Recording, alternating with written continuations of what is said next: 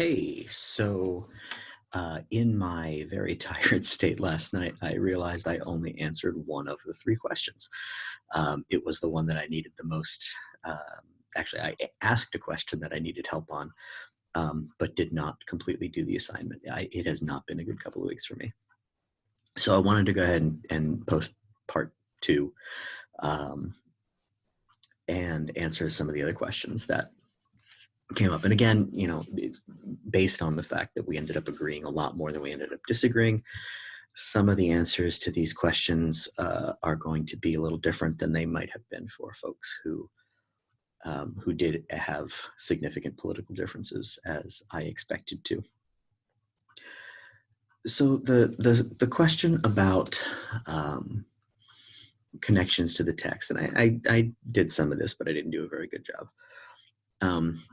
The first is seeing the shift from the autonomy value to the community value. And the fact that Schuyler recognized the needs of the most vulnerable in the community could not be filled if people truly had the autonomy to act however they see fit. Once she realized how people would act if emboldened to do so. And it was interesting to see how that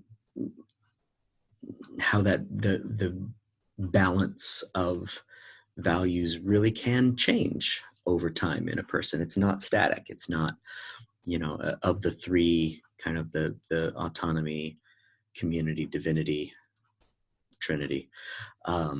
It's not set in stone. It's something where they kind of all work in concert with each other, and certain ones can assert themselves more strongly at certain times based on situational factors. And that seemed to be what happened here, which was that her autonomy value was speaking the loudest to her at a time when it seemed safe for that context. And then when the context changed, I apologize if I'm not making sense. I'm much better writing than talking. When the context changed, the moral balance kind of shifted, and autonomy, which had been at the top, became lower, and community and to a certain extent, divinity, in the belief that we're all God's creatures, we're all equal, etc.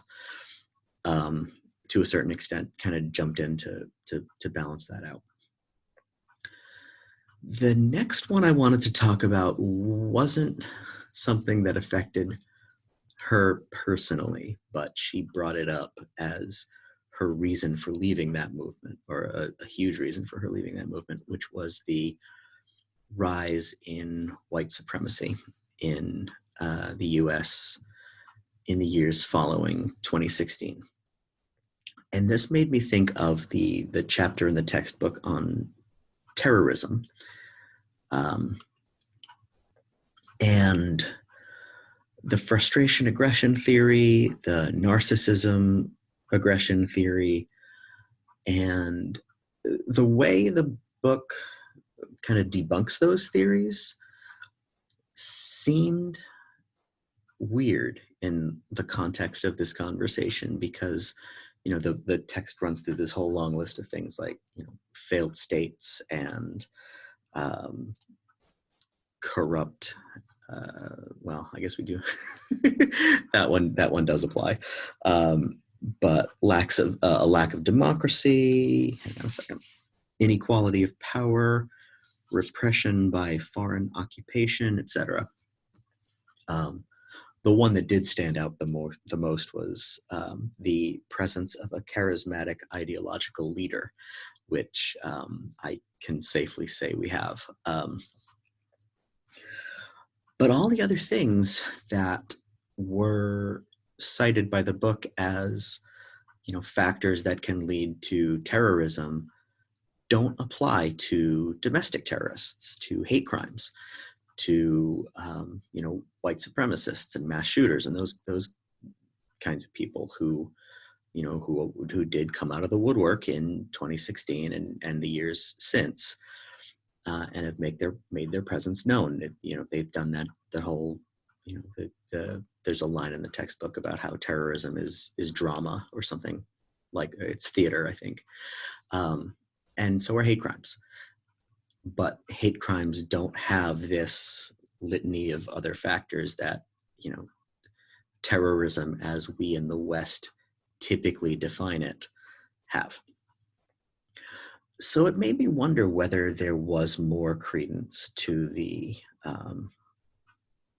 particularly the frustration aggression theory, which says that once normal political, there's no other outlet for normal political activity. And so the example she cites of the people involved in the Ron Paul 2012 campaign, it seems to me that they felt blocked. They felt frustrated by the way the two-party system kept him out of the conversation. And even though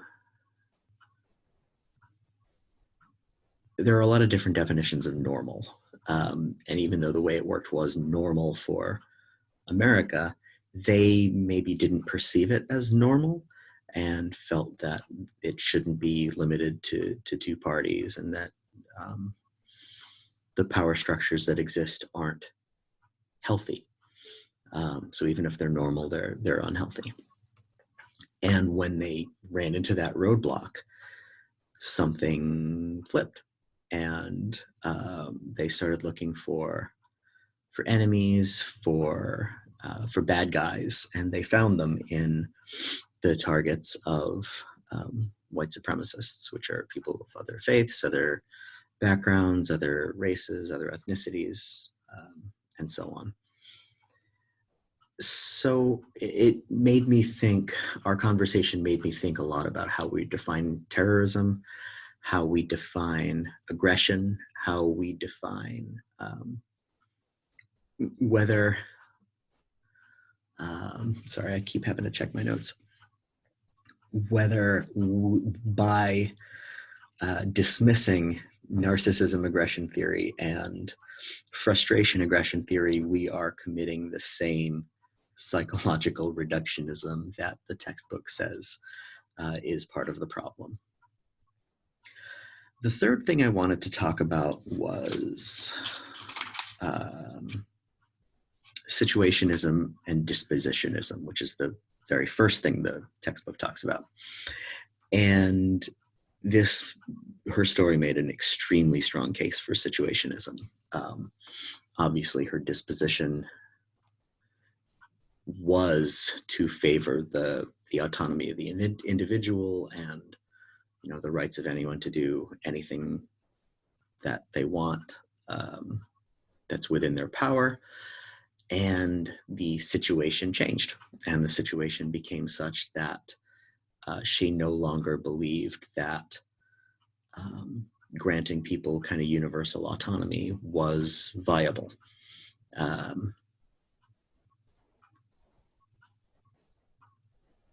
Now, her disposition is such that she was able to take in that new information and change her mind. And that gets to the third question about what I personally took from this.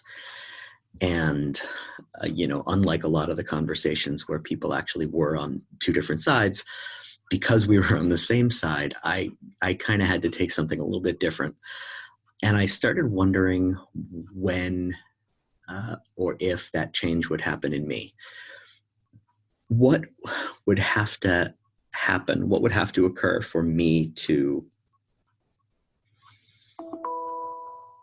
change my own beliefs, for me to flip my own wheel and put autonomy at the top instead of the bottom? What would change kind of the altruism and humanity, which is much too high-minded of a word. But I've worked in nonprofit my whole career. I've worked trying to benefit people who need help my whole career. What would have to happen for me to change that mindset, for me to get rid of the mindset that has driven me to do this work that I do? And I don't know the answer, but I do know that there probably is one. There have been a bunch of questions like this that have been raised in the class, where I've looked inside myself and thought about my own political beliefs, my own societal beliefs, and had questions about where my lines are. And I haven't crossed them yet, but might, depending on what they are. If it's not going to happen, but if coronavirus somehow were to turn us into like a post-apocalyptic wasteland or something, and I had to choose between taking care of my family and taking care of some random person, would that change my belief system? Would that change my actions? Would that change my politics? And I don't think the answer is yes. I think I would still try to take care of everybody as best I could. But I don't know the answer to that, because that's not a real situation, and I can't put myself in a hypothetical situation that's that extreme. But it doesn't seem correct that there wouldn't be a line at which I would flip, at which divinity would take charge, or one of the other, the whole string of conservatism. Suddenly I value loyalty above not doing harm. I can't imagine a situation in which that would happen, but it's probably possible. So that's really what seeing somebody else who I knew had been very ardent about their beliefs, change them in response to a situation changing, made me question what type of situation would lead my own beliefs and positions to change. So that's what I got out of it. And this concludes part B, my accidental part B of of my video.